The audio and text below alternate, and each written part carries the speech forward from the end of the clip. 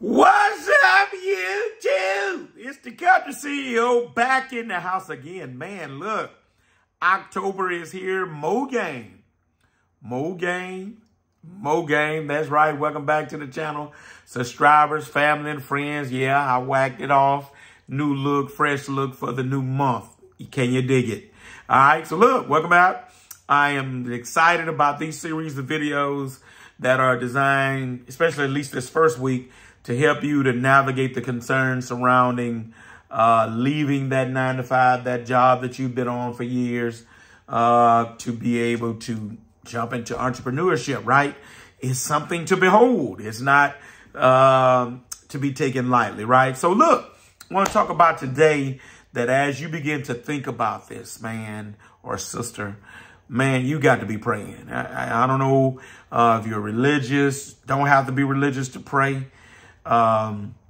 Certainly there needs to be a belief in God, obviously, but you need to be prayerful. That's what I want to talk about today, and how when I begin to think about making this jump, and I begin to be prayerful about, you know, number one, should I do it, right? And so that was the first barrier I had to get around, right? Should I even be doing this, right? You know my story. I was convinced by this old man who said, hey, man, you're a young man. Don't get caught here at this company and like an old man like me, right? That really struck me. You know, I told you about trying to get on at a chemical plant, which here in Louisiana is big. If you can get on at a plant that's $70,000, $80,000, $100,000 a year, you can make a great living. Tried to do that. Didn't work out, right? So I'm still just like, okay, Lord, where do I go from here? You know, praying.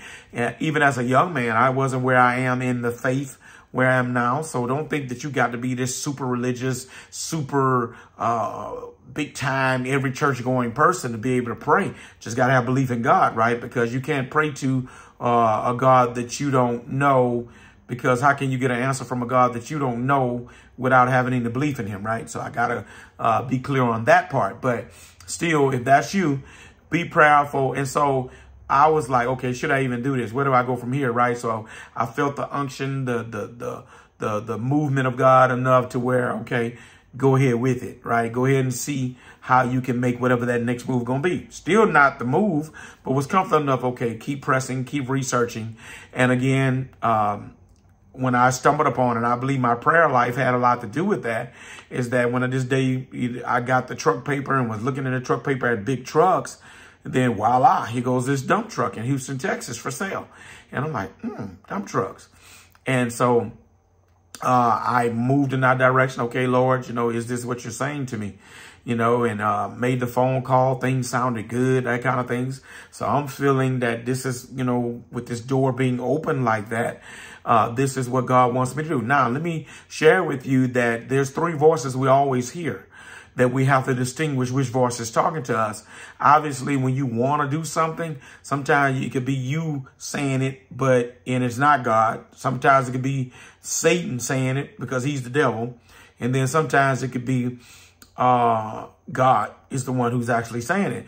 And I know the next question is going to be, well, how do I know the difference, right? The biggest struggle is going to always be most time between, is it you and is it God, right? The way that you can tell if it's a God thing, God will make it happen in such a way that it's unexplainable. You know, you couldn't have set it up. Man couldn't have did it. That had to be him, right? And for me, when I opened that page up and happened to see that, I felt something come over me, right? At that moment, right? It was the making of the phone call and how everything just opened up, you know, and the right down payment was within the range of the line of credit that I had, and everything just opened up. And that's how I knew, okay, yeah, this is it. This is God's moving it. Look, you don't have to, the importance of the prayer about praying about this thing is that it will become clear. You ain't got to kick over no rocks. You ain't got to backdoor nobody. You ain't got to cut no side deals. When God wants to bless you and he's directing you in the way that he wants to go, it's not rocket science to figure out. He's going to open it up and make it available. Can Satan sometimes make something available? Sure. But a God thing is a God thing, and you will know. So as I close this video, what should you be praying in these instances? I'll tell you what you should be praying. Obviously, clearly, God, is this something that you want me to do? But I want to give you some additions to add to that prayer. Or really one clear addition that I use even now when I'm praying about something.